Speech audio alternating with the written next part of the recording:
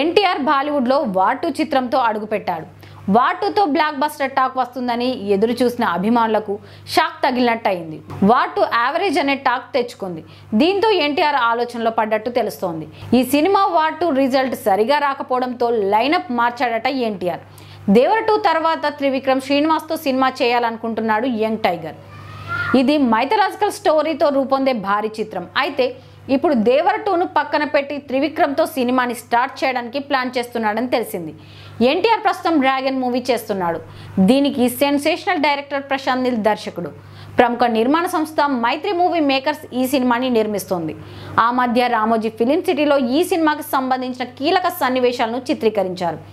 June 25న dragon సినిమాను విడుదల చేయాలని అనుకుంటున్నారు. జనతా గ్యారేజ్ తర్వాత ఎన్టీఆర్ దేవర సినిమా రూపొందించారు కొరటాల శివ. దేవర పెద్దగా ఇంపాక్ట్ చూపించలేదు. ఆ సినిమాకు సీక్వెల్ దేవర 2 చేయాల్సి ఉంది. అయితే దేవర బ్లాక్ బాస్టర్ కానందున ఎన్టీఆర్ దేవర 2పై ఇంట్రెస్ట్ చూపించడం లేదని తెలుస్తోంది. దాంతో కొరటాల శివ ఇప్పుడు దేవర 2 చేయాలా, మరో హీరోతో ఏదైనా సినిమా ప్లాన్ చేసుకోవాలా అనేది ఆలోచిస్తున్నారు. లేటెస్ట్ టాక్ ప్రకారం దేవర 2 లేదనే అంటున్నారు.